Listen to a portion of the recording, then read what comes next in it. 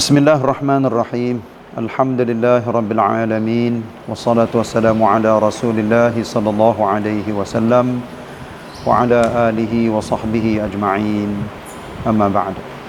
Sidang penonton yang dikasihi sekalian, Assalamualaikum warahmatullahi wabarakatuh. Alhamdulillah, kita bersyukur kepada Allah Subhanahu wa taala dengan limpah kurnia Allah takdirkan kita berada di dalam bulan Ramadan Al-Mubarak pada tahun ini untuk kita tadabbur, perhati, baca dengan betul cara bacaannya. Alhamdulillah, bulan Ramadan adalah bulan Al-Quranul Karim. Hari ini kita masuk di dalam juzuk yang ke-8. Juzuk yang ke-8 ni iaitunya di akhir-akhir surah Al-An'am dan setengah dari suratul A'raf. Dalam suratul Al-An'am mula daripada ayat 111 sampai akhir surah, Allah Ta'ala firman di sini beberapa perkara yang kita ambil hanya perkara-perkara yang penting. Yang pertama, orang-orang kafir yang tidak beriman dengan Allah Subhanahu wa taala, walaupun Allah tunjukkan kepada mereka semua setiap kala, sama ada malaikat turun mari, orang-orang mati keluar daripada kubur, mai royak iman, royak kebenaran kepada mereka.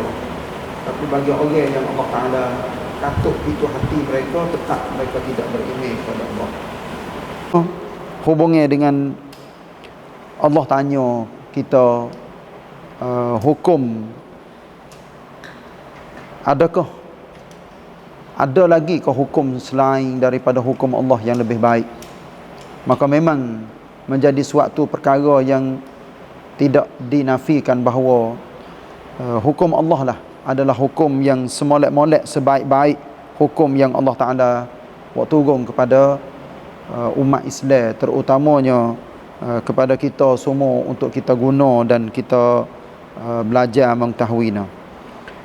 Satu lagi iaitu hubungnya dengan larangan yang Allah Ta'ala larang Nabi dan umatnya jangan taat kepada orang-orang yang menyeleweng, terutamanya orang kafir, orang munafik, orang yang sentiasa buat kerosakan di atas muka bumi untuk menyelewengkan agama Allah yang sebenar.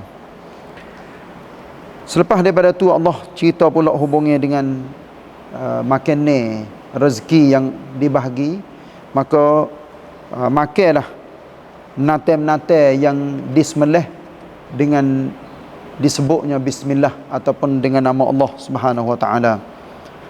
Lepas tu Allah rayak lagi supaya kita tinggal kejahatan, keburukan, dosa, sama ada zahir dan batin.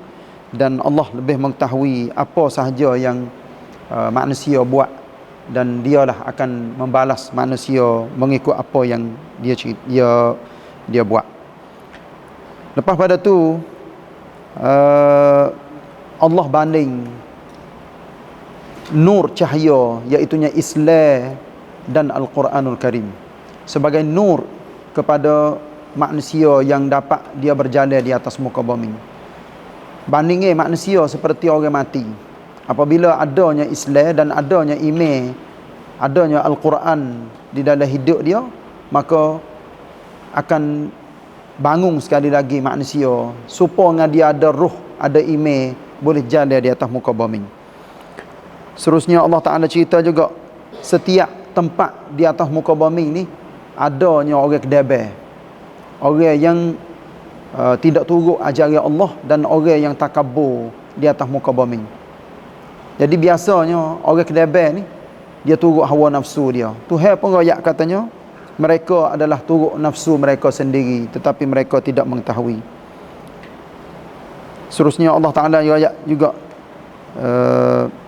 hubungnya dengan orang yang Allah Ta'ala buka pintu hati dia, maka dia akan mengenali iman dan Islam. Tak serupa dengan orang yang Allah sesatkan dia. Apabila sesat, maka dia akan sepik dada ataupun dia supaya dia naik di tempat tinggi, ditauk dia daripada tempat tinggi, dia berasa macam mana. Macam itulah yang Allah royak di dalam Quran ni, supaya manusia mencari jalan yang sebenar, kenal apa dia Islam dan apa dia iman. Serta Allah cerita juga, inilah jalan yang betul, jalan yang lurus, yang Allah nak bagi manusia semua duduk di atas jalan yang sebenar. Lepas pada tu Allah cerita, lahum darussalam inda rabbihim, bagi orang yang turut ajaran Allah yang sebenarnya, mereka akan masuk di dalam syurga sebagai darussalam, sebagai tempat yang indah, tempat yang sentosa, amai, selamat dan sebagainya. Selepas pada tu seguguh ayat yang Allah cerita, iaitu hubungnya dengan manusia dan jin, yang manusia sama-sama manusia dan jin sesama manusia, adanya yang beriman dan adanya yang kufur. Ada juga sebahagian daripada manusia yang percaya kepada jin dan kufur dengan Allah Subhanahu Wa Taala. Maka Allah tanya di sini apabila sampai di pada mahsyar nanti, hei jin, hei manusia, kamu sudah berkufur dengan Tuhanmu, iaitu dengan Allah Subhanahu Wa Taala. Bagaimanakah keadaan kamu sekarang ni? Maka jin dengan manusia tu masing-masing duk balah, duk kata pergi mari. Akhir sekali Allah Subhanahu Wa Taala royak katanya, kamu akan dimasukkan ke dalam neraka mengikut apa yang kamu usaha, hei jin dan manusia, dengan sebab dunia inilah yang melalaikan kamu daripada kebenaran yang sebenar. Allah cerita selepas daripada tu pula, iaitu setiap orang akan mendapat darajat di dalam syurga mengikut apa yang dia amal di atas muka dunia. Dan jangan sama sekali lalai, sebab Allah Ta'ala tidak lalai daripada apa yang manusia duduk usaha di dalam kehidupan dia. Apa sahaja yang dijanji kepada manusia tetap berlaku. Ni ayat ni memberi satu pengajaran kepada kita, apa sahaja yang Allah Ta'ala janji di dalam Quran dan Nabi SAW royak di dalam hadisnya, katanya akan berlaku dan akan ditunaikan janji. Maka Allah pun royak katanya, innama tu'aduna la'atin, sesungguhnya apa sahaja yang dijanji kepada kamu tetap akan berlaku dan akan sapanya masa. Royak di sini lagi Allah cerita hubungnya dengan manusia-manusia yang syirik dengan Allah dalam usaha-usaha mereka, sama ada sembelih ataupun menanam pokok kayu ataupun hidup bunuh anak hidup-hidup sebab takutnya fakir dan miskin. Maka Allah royak katanya, hei manusia, hei orang-orang yang dipesongkan hidupnya di dalam kehidupan dunia, dan apa yang hak tak molek, puak dia nampak molek, hak molek dia nampak tak molek. Ni adalah orang-orang yang mengikut hawa nafsu dan turut perasaan yang mereka itu berasa katanya kena, tapi hak sebenarnya memang salah. Terutamanya kita berada di dalam suratul An'am.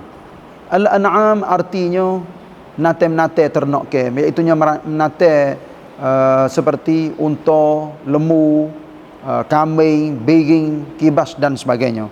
Maka di dalam beberapa ayat di sini Allah Subhanahu Wa Taala pun cerita hubungnya dengan nate-nate yang manusia pada zaman dahulu, iaitu zaman jahiliyah, mereka itu sangka bahawa nate hak perut besar, nate hak beranak, nate jatuh dan tino, pok-pok dia buat pitikam hak pasal syirik. Lepas tu royak katanya, nate ni haram kepada anak dia, nate ni haram kepada isteri dia. Maknanya bini nak pergi makan tak boleh, anak nak pergi makan tak boleh. Ada sebahagian nate mereka itu senggon, tak boleh sembelih ataupun tak boleh dimakan daging dia dan sebagainya. Ini adalah suatu perkara yang dibuat, diamal oleh orang-orang zaman jahiliyah pada zaman dahulu. Lepas tu satu perkara yang agaknya besar di dalam zaman jahiliyah, bunuh anak hidup-hidup, bunuh anak perempuan. Tetapi boleh, apabila boleh anak lelaki, mereka itu sorak suka hati. Jadi Allah royak katanya, qad dhallu wa ma kanu muhtadin, mereka itu sesat dan mereka tidak mendapat hidayah, tidak diberi hidayah kepada mereka. So lagi iaitu hubungnya dengan pokok-pokok kayu yang apabila ditanam siap maka tak lama dia akan berbuah. Maka Allah ceritakan di sini iaitunya suruh makan minum, suruh makan daripada buah-buah yang berfaedah kepada manusia seperti apa, zabib, tamar dan sebagainya, yang mana sebagai misal ni iaitunya zabib dengan tamar ni suruh manusia kias sendirilah pokok-pokok kayu yang ada di atas muka dunia, makan yang beraneka warna, rasa dan sebagainya. Tapi Allah royak jangan lupa iaitunya wa atu haqqahu yauma hasadihi wa la tusrifu, dan hendaklah kamu keluar zakat. Keluar zakat daripada buah-buah yang hasil daripada hak kamu tanam, hei manusia, maka jangan kamu lupa bahawa itu adalah hak bagi orang-orang fakir, orang miskin yang sedang menunggu zakat kamu. Jangan kamu melampaui batas sama sekali. Alhamdulillah, beberapa ayat selepas daripada ni Allah Ta'ala royak pula hubungnya dengan menate. Sebab suratul An'am adalah surah menate yang manusia buat syirik dengan pitikam ataupun usaha-usaha mereka nak jadi nate tu, termasuknya di dalam perkara-perkara syirik. Lepas pada tu pula Allah Ta'ala royak hubungnya dengan perkara haram yang dicerita di dalam Quran, gapo dia menate-menate yang haram makan. Dan memang menjadi suatu perkara yang jelas Allah royak iaitunya daging babi. Sebut katanya babi, maka semua benar-benar hak ada pada tubuh badan babi ni adalah semuanya haram. Kecuali apa yang menjadi hak jelas-jelas tu royak di sini, iaitunya darah yang mengalir. Iaitunya darah memang haram kepada manusia. Sama ada darah menate hak kita boleh makan sekalipun, seperti darah apa, itik, ayam, kurban, lembu. Daging dia kita boleh makan, tapi darah dia haram.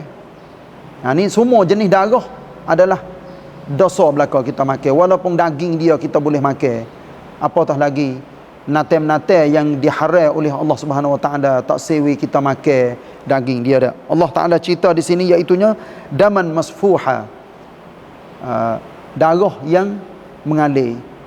Yang kedua iaitunya bangkai ataupun nate-nate hak mati dah. Ni kalau kita kecek bahasa Melayu pak kita nate mapuh dia panggil. Nate mapuh ni semua adalah haram, walaupun daging dia pada asal kalau dia kita sembelih kita boleh makan, tapi dengan sebab dia mapuh ataupun dia mati dengan tidak sembelih ataupun mati dengan cok roya, cok api, maka haram bagi kita makan. Yang ketiga iaitunya daging babi. Semua tu Allah Taala royak fa innahu rijsun. Ini adalah najis ataupun kotor.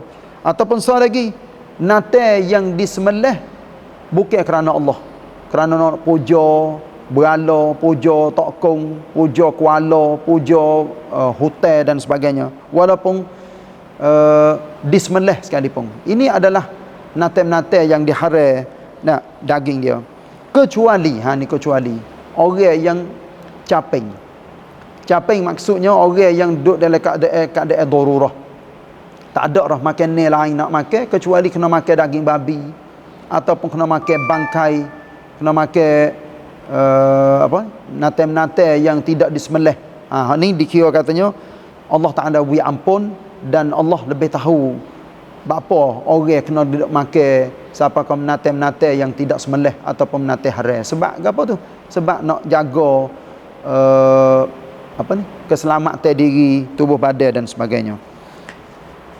Seterusnya Allah cerita juga di sini kepada kita hubungnya dengan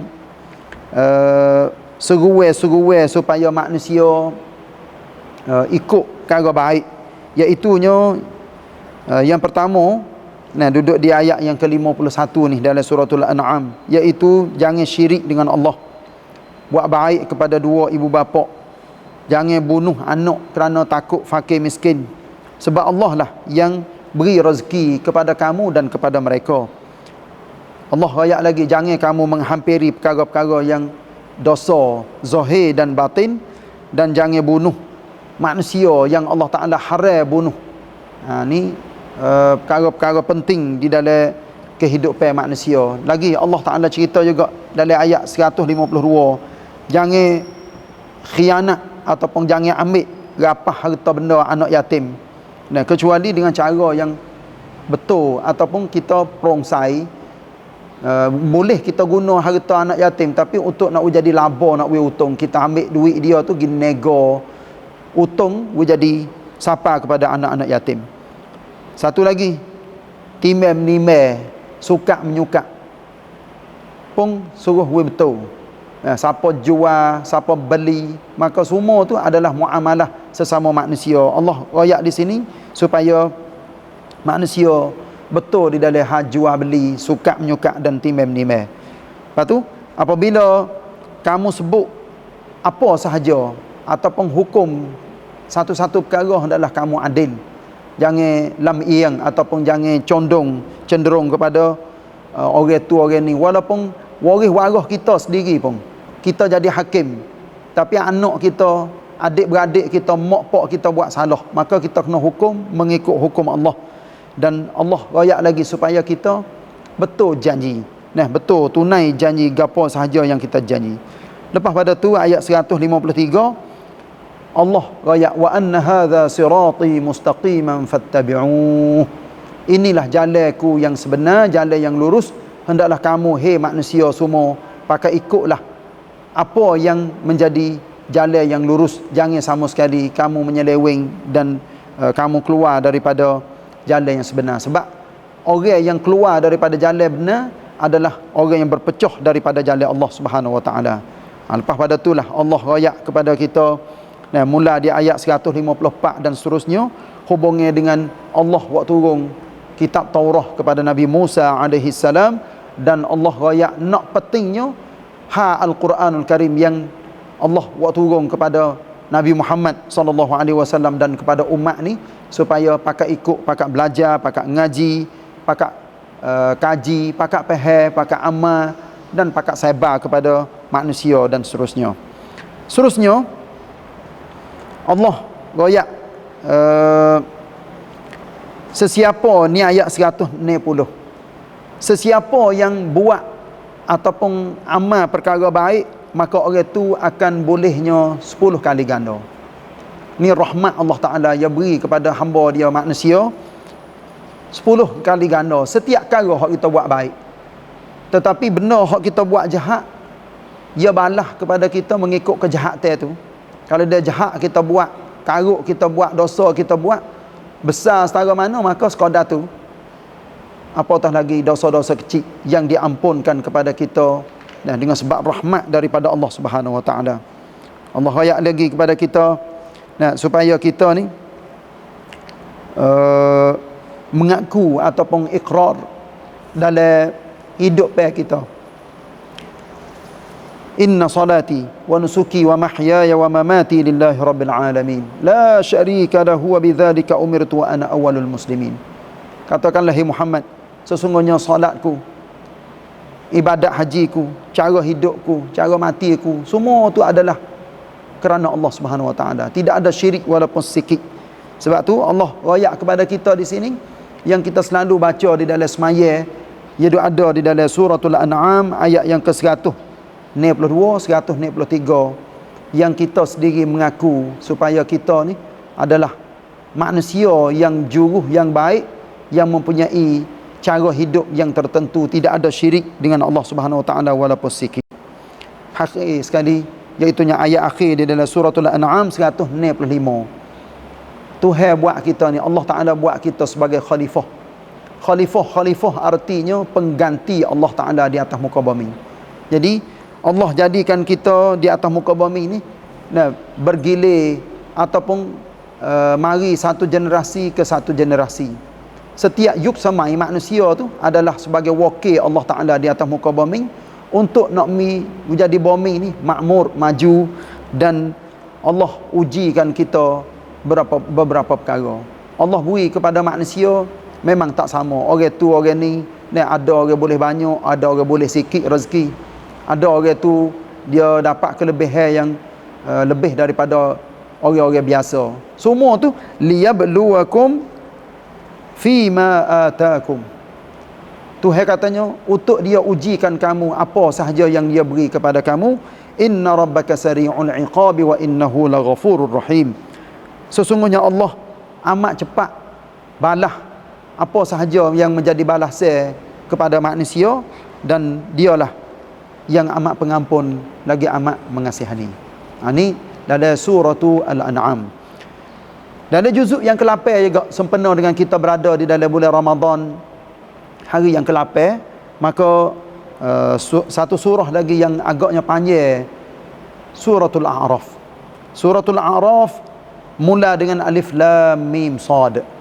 Allah Ta'ala cerita pada awal surah ni, iaitunya Al-Quran yang Allah Ta'ala buat turun kepada Nabi bukanlah untuk jadikan Nabi ni hati sepik dan susah. Dan Allah royak kepada kita semua supaya kita turut wahyu, iaitunya Al-Quran yang diwahyukan kepada kamu, hei manusia, iaitunya yang diturunkan kepada kamu melalui Jibril kepada Nabi Muhammad SAW. Jangan turut selain daripada tu. Maknanya jangan duk turut hawa nafsu, jangan duk turut perkara-perkara yang menyeleweng daripada kebenaran. Sebab semua tu Allah Ta'ala akan tanya kita sikit lagi di akhirat. Tanya rasul-rasul dan tanya perbuatan dan usaha kita yang kita duk buat di atas muka dunia. Sesiapa yang berat timengnya dia, maka senanglah hidup dia di akhirat dengan dimasukkan dia di dalam syurga. Tetapi orang yang rengeh timengnya wal iyazu billah, maka orang itu adalah orang yang rugi dengan sebab dia zalim terhadap ayat-ayat Quran dan nikmat yang Allah Ta'ala bagi kepada dia. Allah royak lagi kepada kita hubungnya dengan Allah tetapkan kita di atas muka bumi. Sebagaimana Allah jadikan datuk nenek kita, iaitunya Adam AS. Cerita Nabi Adam ni panjang di dalam suratul A'raf, yang Allah cerita daripada permulaan kejadian manusia, iaitu hei manusia, aku jadikan kamu daripada daripada tanah, dan jadinya seorang manusia yang Allah bentukkan kejadian rupa parah sejak daripada duduk di dalam perut lagi. Tapi Allah ataupun mementingkan di sini, iaitunya kejadian manusia sejak daripada awal, iaitunya Adam AS. Selepas pada tu Allah suruh malaikat sujud kepada Adam, kecuali Iblis alaihi la'natullah yang tak sujud ataupun enggan daripada sujud kepada Adam AS sebagai sujud hormat. Maka mula daripada situlah Allah Ta'ala cerita panjang hubungnya dengan syaitan yang lawan mulut ataupun deraka kepada Allah, tak mahu sujud kepada Adam AS. Maka Allah laknatkan syaitan, suruh keluar daripada dindan ataupun kawasan Allah yang berada rahmat kepada Nabi Adam, kepada malaikat semua, kepada sejak daripada hari itu. Maka syaitan dia minta dengan Allah Subhanahu Wa Taala supaya dia ni diberi umur panjang. Maka Allah Ta'ala bagi kepada dia, dia pun mengaku katanya dia dilaknat oleh Allah Ta'ala. Tapi dalam masa yang sama, dia royak kepada Allah, katanya bahawa dia akan khianat, akan tipu daya, dan akan buat segala helah, segala tipuan terhadap anak-anak Adam, supaya anak Adam ni kufur, tidak syukur dan masuk neraka di akhirat sikit lagi. Allah royak juga kepada Adam selepas daripada tu supaya duduk di dalam syurga bersama dengan isterinya, walaupun Hawa ataupun isteri Adam ni dijadikan setelah Adam duduk di dalam syurga. Maka kedua-dua, iaitunya Adam dengan Hawa ni, Allah Ta'ala uji rakyat, katanya semua pokok-pokok kayu, buah-buahan boleh makan belaka, boleh berseronok, kecuali satu pokok yang dilarang, dan Allah rakyat jangan kamu berdua hampir pokok ni. Maka akhir sekali Adam dengan Hawa pun ditipu oleh syaitan juga. Akhir sekali maka tanggal ataupun gugurlah pakai Adam dengan Hawa hak duduk di dalam syurga pada waktu tu, yang menunjukkan bahawa kedua-duanya diraka kepada Allah. Tetapi Allah Ta'ala panggil Adam adalah sebagai satu rahmat kesiabelah daripada Allah. Allah nak wi satu perkara kepada Adam, iaitu nak wi doa. Inilah yang menjadi awal-awal doa yang manusia minta dengan Allah Subhanahu wa taala, iaitu Adam dan Hawa sebut qala, kedua-duanya sebut Rabbana zalamna anfusana wa illam taghfir lana wa tarhamna lanakunanna minal khasirin. Ada di dalam suratul A'raf ayat yang ke-23. Doa inilah yang kita kena baca sama-sama. Wahai Tuhan kami, sesungguhnya kami telah menzalimi kepada diri kami sendiri. Jika Engkau tidak mengampuni kami, nescaya kami masuk di dalam golongan orang-orang yang rugi. Maka selepas daripada itulah Allah Ta'ala mengeluarkan Adam alaihissalam dengan Hawa keluar daripada syurga. Maka mari duduk di atas muka bumi ni, Tuhan pun royak katanya ba'dukum li ba'din adu. Setengah kamu adalah menjadi seteru dengan setengah yang lain. Maksudnya, hei manusia, hei Adam, hei Hawa, mung adalah seteru dengan syaitan. Mung kena ingat molek dan kena pesan kepada anak cucu mu semua bahawa syaitan adalah seteru yang sangat-sangat nyata. Jangan siapa syaitan dapat menipu kamu. Hei anak-anak Adam, dan sampai ke hari kiamat. Sebab itulah ayat selepas daripada ini Allah Ta'ala sebut ya bani Adam, hei anak-anak Adam. Bermaknanya kita sendiri, kita kena duk dengar semua, kena duk perhati semua. Sebab apa? Allah Ta'ala pesan, hei anak Adam, janganlah siapa kamu ditipu, digoda oleh syaitan seperti mana ibu dan bapa kamu, iaitu Adam dengan Hawa tu ditipu oleh syaitan daripada awal-awal lagi. Sebab tu ayat-ayat macam ni lah yang menjadi pengajaran kepada kita. Sebab apabila manusia ditipu dan digoda oleh syaitan, maka hak itulah yang akan menjadi kafir. Inilah Allah ayat katanya fariqan hada wa fariqan haqqa alaihimud dalalah. Satu kumpulan manusia Allah buka hidayah, beri petunjuk kepada mereka. Tapi sebahagian besar lagi, iaitunya fariqan haqqa alaihimud dalalah, iaitu Allah tetap sudah pun menetap kepada mereka, iaitu sesat di atas muka dunia. Ini Allah pesan kepada kita beberapa perkara, panggil hei anak Adam, hei anak Adam, supaya manusia sendiri itu pakat-pakat jadi orang-orang baik, orang-orang berjuru yang dapat hidayah daripada petunjuk ajaran Al-Quranul Karim. Lepas tu sebut panjang pula hubungnya dengan orang-orang yang duduk di dalam syurga, orang duduk dalam neraka. Lepas tu sebut juga sebelum daripada nak tamat juzuk yang ke-8 ni, iaitu Ashabul A'raf, iaitu orang-orang yang duduk di tengah di antara syurga dan neraka. Amalan mereka ada, tetapi kejahatan dosa mereka pun ada juga. Jadi tak boleh masuk syurga lagi puak dia. Lepas tu Tuhan tak hukum juga puak-puak dia masuk di dalam neraka. Jadi duduk tengah. Inilah dia panggil Ashabul A'raf, orang duduk di atas tebing. Tebing bangga di antara syurga dengan neraka. Kita gambar katanya, ini adalah perkara yang berlaku, yang akan berlaku di akhirat kelak. Jadi orang-orang yang ada amalan yang tengah-tengah di antara baik dengan jahat, apabila dia tengok orang duduk di dalam syurga, dia minta dengan Allah, ya Allah, masukkanlah aku di dalam syurga kata. Bila dia tengok orang duduk dalam neraka, dia minta dengan Allah, ya Allah, jauhkanlah kami semua ni daripada api neraka. Akhir sekali dengan rahmat Allah Subhanahu wa taala, Allah beri kepada mereka boleh masuk di dalam syurga dengan limpah kurnia yang Allah beri. Nah, sebab tu apabila ahli syurga masuk di dalam syurga, satu lagi ucapan yang selalunya disebut, iaitunya alhamdulillahillazi hadana lihadza wama kunna linahtadiya laula an hadana Allah. Laqad ja'at rusulu rabbina bil haqq wa nudu an tilkumul jannatu urithumuha bima kuntum ta'malun. Orang-orang syurga pakat sebut puji Allah Subhanahu wa taala, maha suci, maha segala puji bagi Allah yang menunjukkan jalan yang sebenar kepada kami, iaitu jalan Islam, dan kami sama sekali tidak akan dapat hidayah kalau sekiranya Allah Ta'ala tidak tunjuk hidayah kepada kami. Orang-orang ahli syurga pakat mengaku belaka katanya, rasul-rasul yang dahulu sudah pun sapa ajaran kepada kami, dan ajaran-ajaran daripada rasul-rasul itu sendiri, maka diseru kepada mereka di akhirat sikit lagi bahawa syurga lah tempat yang kamu akan mewarisinya. Ini adalah sebagai sepitah lalu, walaupun isi kandungnya yang ada lagi di dalam suratul A'raf. Saya harap sidang penonton semua dapat dengar dan dapat pengajaran daripada satu juzuk yang ada di dalam juzuk yang ke-8 suratul An'am dan suratul A'raf, sehingga kita berjumpa di udara lagi akan datang insya-Allah.